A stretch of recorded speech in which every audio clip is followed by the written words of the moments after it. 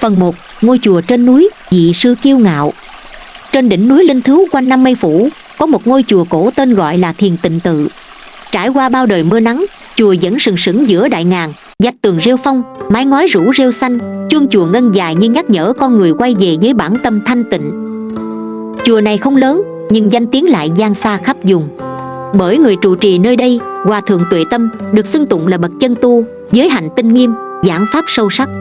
Trong quá khứ, ông từng là một vị tăng khiêm cung, tận tụy với chúng sinh, sẵn lòng cởi áo cho kẻ rét, chia cơm cho người đói, không phân biệt nghèo giàu, cao thấp. Nhưng thời gian có thể hóa đá mòn, lòng người cũng có thể đổi thay. Khi danh tiếng lan rộng, các bậc quan lại, phú hộ, cả vua quan triều đình cũng từng gửi lễ vật lên chùa. Bao nhiêu lời tung hô, bao nhiêu lần cúi lạy của thế nhân đã vô tình gieo vào lòng vị sư già một hạt mầm vô minh, kiêu mạn. Từ chỗ từng quét sân cùng đệ tử, ông dần không bước ra khỏi tịnh thất nếu không phải dịp lễ lớn. Từ chỗ từng ôm bát đi khất thực, ông bắt đầu chỉ ngồi trên pháp tòa cao giảng đạo, không tiếp người nghèo, không để người hèn mọn bước vào chùa. Một ngày nọ, có một kẻ ăn mày đến trước cổng chùa xin chút nước, ông sai tiểu tăng ra đuổi và mắng. Kẻ phàm tục, mang theo mùi dơ bẩn, đến đây làm ô uế cửa thiền. Lời nói sắc như dao, ánh mắt khinh khỉnh, không còn là ánh mắt của một vị sư từ bi năm xưa nữa. Các đệ tử thấy vậy cũng quen dần, rồi noi theo. Trong mắt họ, nghèo đói đồng nghĩa với nghiệp chướng, là điều phải tránh xa. Dần dần, chùa Thiền Tịnh không còn là nơi nương tựa cho những kẻ khốn cùng. Nó trở thành nơi của nghi lễ trang trọng, của hình thức bóng bẩy và của sự phân biệt. Thế nhưng, luật nhân quả vốn không thiên vị.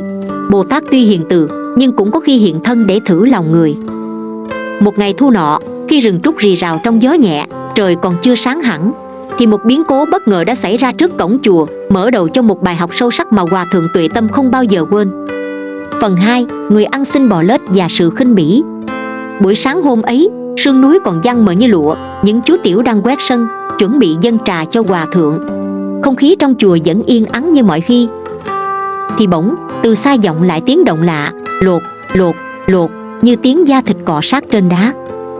Một tiểu tăng tò mò bước ra cổng, bỗng hoảng hốt thốt lên. Thầy ơi, có một người lạ bò tới cổng chùa. Tất cả chạy ra, và họ nhìn thấy trên con đường đá dốc dẫn lên cổng chùa, một người ăn xin đang bò. Đúng vậy, không phải đi, không phải lê, mà bò bằng hai cùi tay và một chân cụt. Người đó gầy gò đến mức như chỉ còn da bọc xương, quần áo rách nát không còn nhận ra màu sắc ban đầu. Một tay đã cụt đến vai, chân trái chỉ còn tới đầu gối. Mỗi lần người đó trượt đi trên mặt đá, vết máu từ thân thể trầy xước lại loang ra, in thành từng vệt đỏ tươi trên bậc đá lạnh buốt. Miệng người ấy vẫn không ngừng tụng niệm khe khẽ: Nam Mô A Di Đà Phật, xin chút cơm thừa, xin một chén nước lã. Tiếng tụng yếu ớt, run rẩy như sắp tắt hơi, nhưng vẫn có vẻ thành tâm lạ thường. Một số chú tiểu bịt mũi quay mặt đi. Có người thì thầm: ghê quá, sao hắn dám bò vào tận cổng chùa như vậy? Bỗng cánh cửa gỗ lớn của chánh điện mở ra. Từ bên trong, Hòa Thượng Tuệ Tâm chậm rãi bước ra, tay cầm chuỗi tràng hạt, nét mặt nghiêm nghị.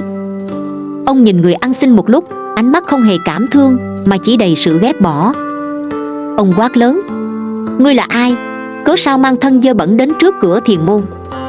Người ăn xin ngẩng mặt lên, gương mặt khô quắt, lấm lem bùn đất, mắt đục ngầu, mệt mỏi, nhưng vẫn cố lạy một lạy gập người, rồi đáp: bần cùng chỉ cầu xin một ít cháo cặn, chút nước để sống qua ngày, xin ngài từ bi. Tuệ Tâm nhíu mày, mặt lạnh tanh: ngươi không biết xấu hổ sao? Thân thể như quỷ đói, hôi hám bẩn thỉu, cút đi, đừng để làm ô uế cổng chùa. Người ăn xin cố nài, giọng đã lạc hẳn: xin ngài, chỉ một chút thôi, tôi không ăn được, chỉ cần chút nước nóng.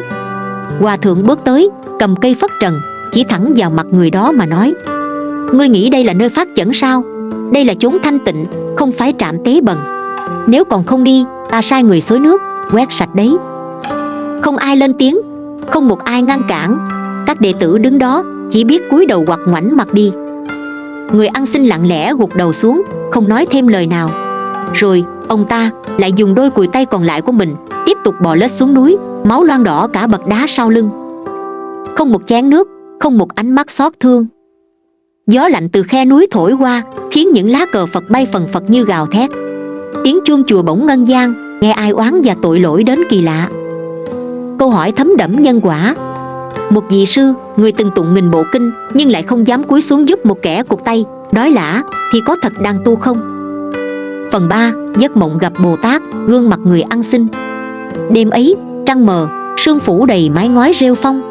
Trong tỉnh thất phía sau đại điện, Hòa thượng Tuệ Tâm ngồi một mình dưới ánh đèn dầu le lói. Gió núi thổi di dút qua khe cửa, mang theo hơi lạnh và cảm giác bất an không tên. Dù đã tụng xong thời kinh khuya, nhưng tâm ông vẫn dao động. Cảnh tượng người ăn xin cụt tay bò lết rời khỏi chùa vẫn cứ hiện lên trong đầu ông, máu loang trên đá, ánh mắt cam chịu và tiếng rên rỉ như vọng từ cõi u minh. Ông cố gắng nhập định, hít sâu, tụng thầm danh hiệu Quán Thế Âm Bồ Tát. Nhưng càng tụng, lòng càng bất an. Rồi không biết từ lúc nào, ông chìm vào một cơn mộng kỳ lạ. Cảnh giới trong mộng, ông thấy mình đứng giữa một biển sen trắng mênh mông, mỗi đóa sen lớn bằng chiếc chiếu, tỏa hương ngào ngạt.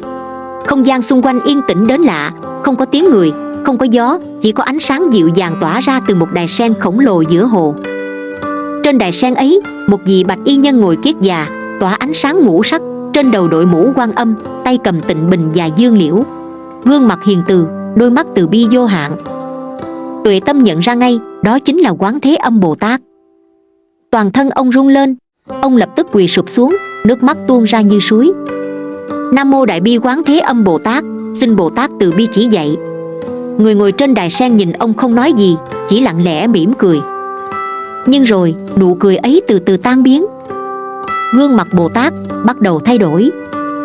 Từng đường nét mờ dần, ánh sáng dịu nhẹ chuyển sang ảm đạm. Đôi mắt trong veo biến thành đôi mắt đục ngầu, đầy máu lệ. Khuôn miệng từ bi giờ thâm tím, nứt nẻ. Ông hoảng hốt nhìn lên và kinh hoàng nhận ra, gương mặt của Bồ Tát chính là người ăn xin cụt tay, cụt chân mà ông đã đuổi đi sáng nay. Lời quở trách của Bồ Tát, giọng nói vang lên trầm hùng như sấm rền giữa trời quang. Ngươi tu đã 30 năm, trì giới tinh nghiêm, giảng pháp lưu loát, nhưng tâm ngươi đã mục nát bởi sự ngã mạn. Ngươi mang danh đệ tử Phật, nhưng lòng từ đã khô cằn. Một kẻ cụt tay bò lết đến xin ăn, ngươi chẳng thương mà còn quát mắng. Ngươi xua đuổi ta, kẻ hiện thân của mọi khổ đau, ra khỏi cổng thiền. Ngươi tu hành để làm gì? Để được cung kính, để được dân phẩm vật, hay để xưng tụng là đắc đạo? Nếu một kẻ khốn khổ cũng không được ngươi thương xót, thì đạo của ngươi chỉ là vỏ rỗng mà thôi. Tuệ Tâm quỳ rạp xuống, toàn thân run rẩy, nước mắt tuôn trào như mưa bão. Xin Bồ Tát từ bi, đệ tử lầm lỗi, xin chỉ dạy con đường sám hối. Bồ Tát đáp, muốn sám hối, trước tiên phải cúi mình thật sự. Phải nhìn lại từng hành động, từng lời nói, từng ánh mắt mà ngươi đã dành cho chúng sinh thấp kém. Đừng chỉ lạy ta trong điện thờ, hãy biết lạy cả những người hôi hám, tàn tật, nghèo đói, vì chính họ mới là thân ta giữa đời. Lời vừa dứt, đài sen sụp đổ, biển sen cháy rụi, mùi hương hóa thành khói cây, tiếng tụng kinh tan biến, ánh sáng liệm tắt. Tuệ Tâm hét lên một tiếng lớn và giật mình tỉnh giấc. Tỉnh mộng trong mồ hôi và nước mắt, ông bật dậy, người ướt đẫm mồ hôi lạnh, tay chân run lẩy bẩy, tim đập thình thịch, nhưng mắt ông đỏ que. Lặng lẽ quỳ xuống trước bàn thờ Quan Âm trong tịnh thất, ông cúi đầu sát đất, miệng run run. Nam mô Quán Thế Âm Bồ Tát, đệ tử Tuệ Tâm nguyện từ hôm nay đoạn ngã mạn, đoạn khinh thường, đoạn giả tu, đoạn vô tâm. Nến trên bàn thờ lay động như một hơi thở nhẹ nhàng đang chạm vào ông, tha thứ nhưng cũng nhắc nhở. Đêm hôm ấy, ông không ngủ. Suốt cả canh ba, tiếng chuông mõ vang lên từ tịnh thất, hòa cùng tiếng tụng kinh sám hối đầy thống thiết. Câu hỏi cho người nghe: nếu một ngày bạn gặp người nghèo rách, cụt tay, bò lết đến xin ăn, bạn sẽ giúp hay bạn sẽ xua đuổi như vị sư kia? Phần 4 giờ 49 phút ngày sám hối, vị sư biết khóc. Sáng hôm sau, khi trời còn chưa sáng hẳn, các đệ tử trong chùa Thiền Tịnh thấy một cảnh tượng chưa từng xảy ra trong suốt mười mấy năm qua. Hòa thượng Tuệ Tâm, người chưa bao giờ quỳ ngoài sân chùa, đang quỳ gối trước đại điện. Không ai dám cất tiếng hỏi. Ông lặng lẽ, đầu cúi sát đất, hai tay chấp chặt, thân thể gầy gò rung lên từng hồi giữa sương sớm lạnh buốt. Ánh mắt của ông không còn cao ngạo, không còn khinh người, mà đầy sự thống hối đến tận xương tủy. Một canh giờ, rồi 2 canh, rồi 3 canh trôi qua, ông vẫn không nhúc nhích. Mãi đến khi mặt trời lên cao, ông mới đứng dậy, bước lên bậc đá đại điện, chắp tay, trịnh trọng nói với toàn thể đệ tử: từ hôm nay, ta sẽ nhập thất sám hối trong vòng 49 ngày. Không tiếp khách, không giảng pháp, không thọ lễ. chỉ tụng kinh, lễ lạy, tịnh tâm để rửa sạch tội kiêu mạn và vô tâm trước cửa thiền. Tất cả đệ tử sững sờ. Họ chưa từng thấy thầy mình như vậy. Một số người cúi đầu hổ thẹn. Một vài chú tiểu thì ngơ ngác không hiểu chuyện gì, nhưng vẫn cảm nhận được khí lạnh len vào lòng. Cuộc sám hối 49 ngày. Trong tịnh thất, hòa thượng đặt tượng Quán Thế Âm nhỏ lên bàn, thắp hương 3 lần một ngày, mỗi thời tụng kinh sám hối hồng danh. Và đặc biệt tụng lại từng đoạn kinh Pháp Hoa mà xưa kia ông từng giảng, giờ thì đọc mà thấy như muôn mũi kim đâm vào tim. Mỗi đêm ông lạy 108 lạy x 10 vòng, đôi chân gầy gò run rẩy, đầu chạm đất, trán sưng đỏ, tay tê cứng. Nhưng ông không than, không nghĩ, không bỏ sót một lạy nào. Tịnh thất không khóa cửa, nhưng ông không bước ra. Chỉ mỗi sáng một tiểu tăng mang cháo loãng đến đặt trước cửa, rồi lặng lẽ rời đi. Ông không ăn cơm, không uống trà, chỉ cháo trắng loãng pha muối. Không nói chuyện, không gặp người ngoài. Chỉ một mình, cùng lời kinh, cây hương tàn và những giấc mộng lặp đi lặp lại. Những đêm mộng lạ. Đêm nào cũng vậy, ông lại mơ. Lúc thì thấy người ăn xin bò giữa cánh đồng lửa cháy, toàn thân tan chảy vì đói khát. Lúc thì thấy người ấy quỳ trước cổng chùa, nước mắt rơi hòa vào máu, miệng vẫn lẩm bẩm: Nam Mô A Di Đà Phật, xin bố thí chút nước. Mỗi lần tỉnh dậy, ông lại bật khóc, vùi mặt vào gối rơm, lạy Bồ Tát thảm thiết: Con lầm lỗi, con xấu hổ, con đã mang áo tu mà chẳng có lòng tu. Các đệ tử trong chùa nghe tiếng tụng sám hối vọng ra suốt đêm, không dám nói, chỉ âm thầm lễ Phật. Vị sư biết khóc. Tuần lễ thứ 3, có một buổi sáng mưa tầm tã, các chú tiểu dọn sân thì nghe tiếng khóc vọng ra từ tịnh thất. Không phải tiếng nức nở yếu ớt, mà là tiếng khóc nghẹn ngào, như ai đó đang gào lên trong đau đớn. Một người đã từng được dân chúng tung hô là Phật sống, nay quỳ dưới bàn Phật mà thốt lên. Một lời con mắng có thể đẩy một người tuyệt vọng rơi xuống vực sâu. Một ánh mắt khinh có thể là dao đâm vào lòng kẻ đã đau khổ cả đời. Con đã đẩy lùi một vị Phật hiện thân ngay trước mắt mình. Hôm đó, trong làng mưa, rất nhiều đệ tử cũng âm thầm rơi lệ. Biến đổi thật sự. Ngày thứ 49, đúng lúc hoàng hôn phủ vàng lên mái chùa cổ, hòa thượng Tuệ Tâm bước ra khỏi tịnh thất. Thân hình ông gầy rộc, áo nâu sẫm không còn thẳng nếp như xưa, nhưng đôi mắt ông lấp lánh ánh sáng dịu dàng chưa từng thấy. Ông cúi người trước tượng Quan Âm giữa sân chùa, dâng hương và lạy 3 lạy thật sâu, rồi quay lại nói: Từ hôm nay, cửa chùa này không còn đóng với người nghèo. Ta sẽ dựng một mái hiên nhỏ trước cổng, để kẻ hành khất, người lỡ đường có nơi tránh mưa. Ta sẽ tự tay nấu cháo mỗi sáng, để học lại cách phục vụ chúng sinh. Không ai dám ngăn, không ai phản đối. Bởi lúc đó, mọi người đều cảm nhận được một điều: Hòa thượng Tuệ Tâm đã thật sự trở thành một vị sư chân chính. Lời cảm động để kết video: Người tu thật sự không phải là người giảng được ngàn bài pháp, mà là người biết rơi lệ trước nỗi khổ của chúng sinh. Phần 5. Tâm cảnh chuyển hóa, chùa mở cửa cho người nghèo. Kể từ sau 49 ngày sám hối, mọi người trong chùa đều thấy một Tuệ Tâm khác hẳn. Không còn là vị hòa thượng chỉ ngồi trên pháp tòa cao giảng những lời uyên áo, không còn là người nghiêm khắc nhìn đệ tử chỉ để bắt lỗi, không còn ánh mắt lạnh lùng trước người nghèo đến cổng. Thay vào đó là một vị sư âm thầm lặng lẽ, sống thật với từng hơi thở từ bi. Dọn sạch kiêu mạn, dựng lại hiên từ bi. Ngay sáng hôm sau, chính tay hòa thượng mang chổi ra quét cổng chùa, nơi xưa kia ông từng ra lệnh xua đuổi người ăn xin. Từng chiếc lá rơi, từng vệt rêu bám đá, ông đều cẩn thận chà sạch, miệng thì thầm từng câu niệm Phật, tay không ngừng lau rửa. Rồi ông gọi các chú tiểu cùng nhau dựng một mái hiên nhỏ bằng gỗ tre trước cổng chùa, che mưa che nắng. Trên mái, ông cho treo một tấm bảng viết tay: Nơi tạm nghỉ cho kẻ lỡ đường. Ai đói, mời dùng cháo. Ai khát, mời uống nước. Người hành khất chính là Phật giữa đời. Lúc bảng treo lên, nhiều người đi đường dừng lại, ngỡ ngàng nhìn vị hòa thượng áo nâu đang lau từng chiếc ghế tre, từng bát cháo từ bi. Từ hôm đó trở đi, cứ mỗi sáng sớm, hòa thượng Tuệ Tâm lại xuống bếp nấu một nồi cháo gạo lứt thật lớn, không thịt, không mắm, chỉ thêm vài lát gừng cho ấm bụng. Ông không sai ai cả, tự tay làm từ gạo vo đến nhóm bếp. Khi có người nghèo đến, là người đẩy xe ve chai, là ông cụ mù lang thang, là đứa bé bán nhang, ông múc từng bát cháo, hai tay nâng lên dâng như đang cúng dường. Nhiều người bối rối, không dám nhận. Có bà lão khóc nức nở nói: Sư phụ, con nghèo cả đời, bị người ta khinh, nay được một vị sư cúi đầu múc cháo cho ăn, như gặp Phật sống rồi. Tuệ Tâm chỉ chắp tay, cúi đầu thật sâu: Không, chính bà mới là Phật. Phật dạy tôi bài học từ lòng thương của người nghèo, thay đổi cả ngôi chùa. Sự chuyển hóa từ tuệ tâm lan tỏa ra toàn ngôi chùa.